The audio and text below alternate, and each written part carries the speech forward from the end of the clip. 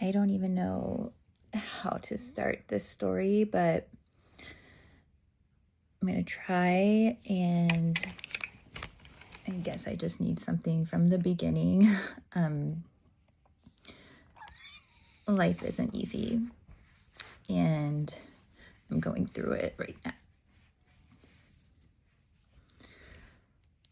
A few years ago, I met a man named Ryan McNabb, and we started dating, and eventually we got engaged, and we were together almost 3 years. We definitely had our ups and downs. We both made some mistakes, and we're humans, and shit happens, and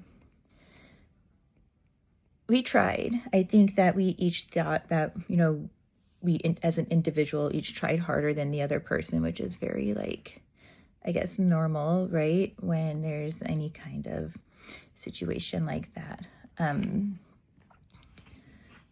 We ended up taking a break in July of, sorry, I have my phone on this stand and it's just blah. We took a break sometime around June or July of this year, 2024, and we never moved out of our house. We were both living together. Even though we were, quote, on a break, we would still say we loved each other and still try, to figure if we were going to try to make things work, and said we wanted to make things work. But, we both did some things. I kind of, talked to somebody I probably shouldn't have, and he got physical with a couple girls and lied to me about it because it was none of my business. And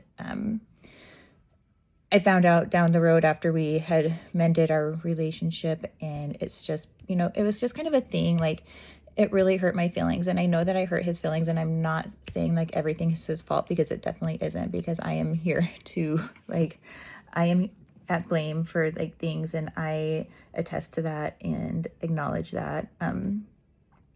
But we got into therapy, and basically our therapist fired us because we just couldn't do it, and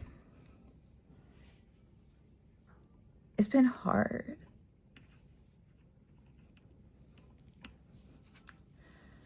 Being with Ryan wasn't easy.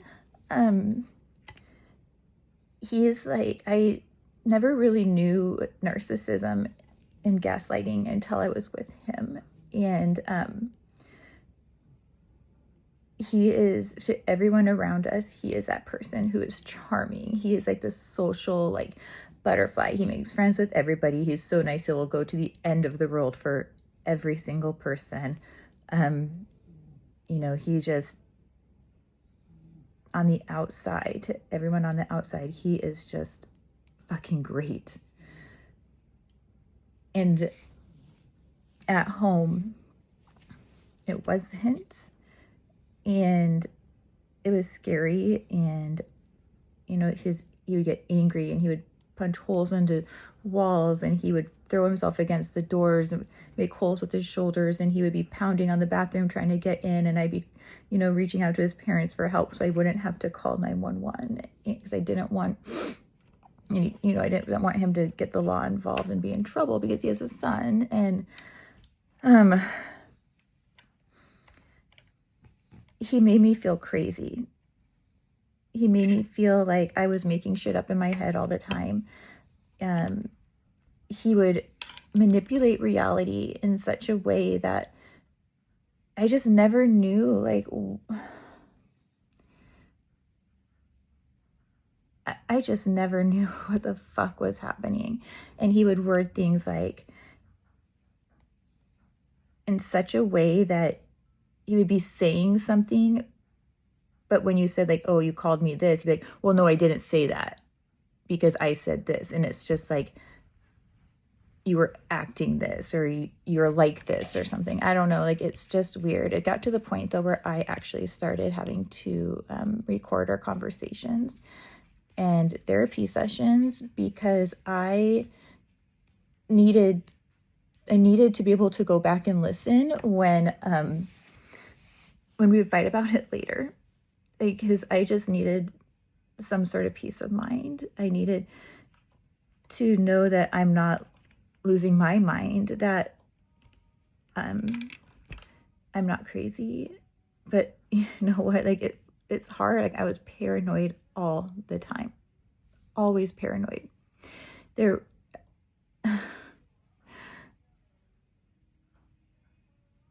I still believe that he has a tracker on my car. I still believe that there were bugs in the house or something, or they spyware on my phone, because he would verbatim conversations I had with my therapist. He would verbatim text messages with friends.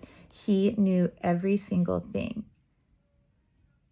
And it didn't matter if it was innocent or not, or like, it could be the most innocent thing, and he would turn it into this like big deal. And I was always the bad guy. Anybody, he'll be like, I never said you were the bad guy, but he would always make me the person who was at fault for whatever was happening in our relationship. I have so much I need to just say, because if I don't know, like, I guess I just have to say something this somehow, because like right now I'm definitely at a point where I want to be unalive, and it's a really, really terrifying feeling. We broke up for good about a month ago, and we had talked, and I said, hey, well, we're still living in the same house.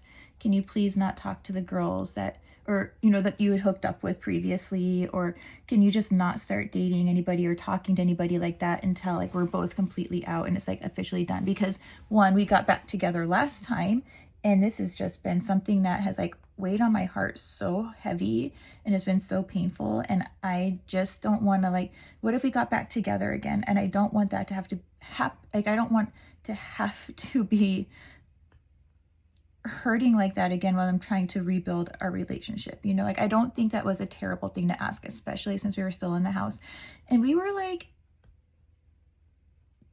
getting along. Like, the last few weeks we were hanging out, we were doing things, we were like romantic, we were having sex, and it was the best sex. And he would text me in the morning and be like, good morning, beautiful. He would be like, I miss you, during the day. We would have conversations about like how well everything was going. And you know, I had started moving out, and when I took my bed out of the house, he was like sick to his stomach, because it made it real, you know. And he'd invite me over for sleepovers, and everything was just great. And you know, like, there was not really an expectation per se, but it was like what I had wanted our relationship to be back to. And we were doing so well, and I wasn't trying to be like in a relationship, and I never once asked him for that. I wasn't like, hey, let's get back together. Like, it was never that. But we would have conversations like, this is going so well. Like, like, we both just loved how like, we were just bonding. And you know, we had these like Mr. and Mrs. cups from our engagement party, and he was like, let's not throw these away, because what if, you know, like in the future, and you know, wanting to keep all this stuff. And you know, it just gives you hope, right?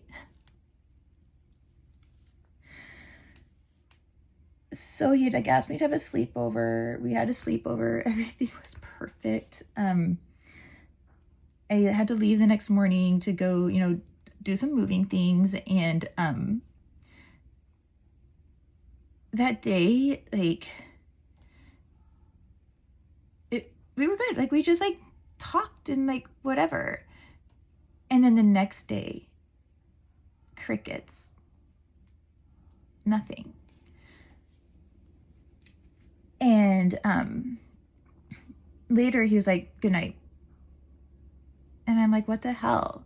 Like, normally he's like, good night, beautiful, I love you, you know, something. And nothing had happened. We hadn't gotten a fight. Like, there was nothing at all that would have instigated this. Like, nothing.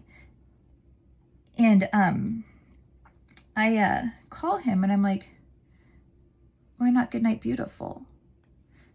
And he just jumps down my throat and he's like, I'm not going to argue about this. Like, what the fuck? I'm like trying to sleep or something. I can't remember exactly the words, but he's like, I was asleep. And I'm like, it's been 30 seconds since you sent that text message. Like, you didn't, like you didn't just fall asleep. And I remember he started acting like this during our first break, when he started talking to other girls. And I went to his Instagram because I'm crazy. And one of the girls that he had barely kissed, as they've said, during our break, that I had asked him to block just while we were trying to repair a relationship, because I just didn't want that like interference. Like, I wanted us to focus on each other. And I think having people that had caused the other person to hurt around just isn't okay. And they were friends again on Instagram. And so I knew immediately that they had been texting or talking, because why do I suddenly not matter? And it just, my heart dropped. I had gone over to the house the next day. I don't know, like the order of events is just a little blurry to me because so much happened so fast. But I went over, I was like packing some stuff and moving some stuff, and I was like, just be honest with me. Or no, I texted him earlier and I'm like, I know you're talking to other girls or texting or doing something. He's like, this has nothing to do with that. And I'm like, okay, well, tell me the truth. And he kept deflecting and he kept being like, this has nothing to do with it, blah, blah, blah, blah, blah. I'm busy. And I'm like, okay, well, you've been busy the last couple of weeks and you had no problem, being kind and loving. And now all of a sudden, like overnight, and I know that and he just kept like avoiding answering the question, which is exactly what he did last time. I mean, he'd be like, you're making assumptions, whatever. Well, then say no. And he was so mad at me. And I'm like, if you hadn't talked to her, if you hadn't done any of this, then just say, no, Sarah, I'm not talking to her. I'm not doing this. I'm not doing that. Don't fight with me. Don't make me sound fucking crazy when I know the truth.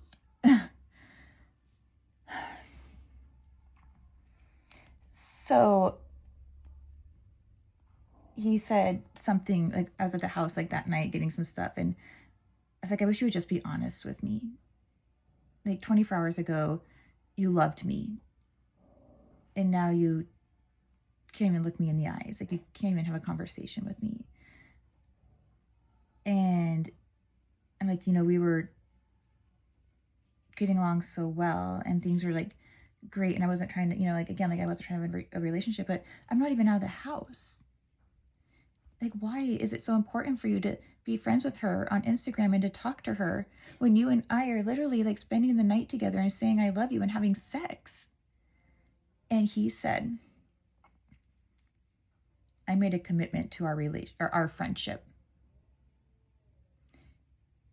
You're telling me you made a commitment to a friendship with a person you barely kissed one time a few months ago, and that's more important than my feelings, the person you've been with for almost 3 years, you were engaged to, and are still hooking up and like talking about maybe there being a future? Like, why?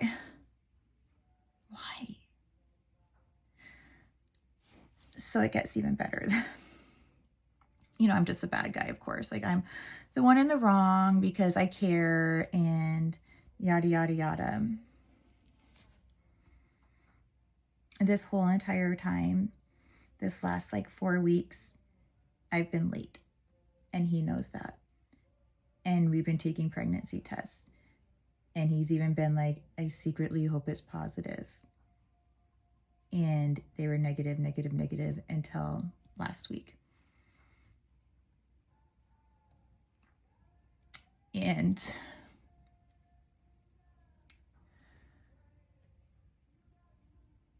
it's so hard to feel joy that I am growing a baby human with somebody whose committed friendship to a random hookup this summer is more important than me. He didn't believe me, of course, and I had sent him a photo of this pregnancy test, and then he said, put it on the counter and send me one. Fine. I'm like, you know what? I would rather you not believe me and I could just move on and do this alone, because you're just not great anymore, but you feel stupid. And I set the test on the counter and I sent him a picture. And it just has gone downhill so quickly from that moment.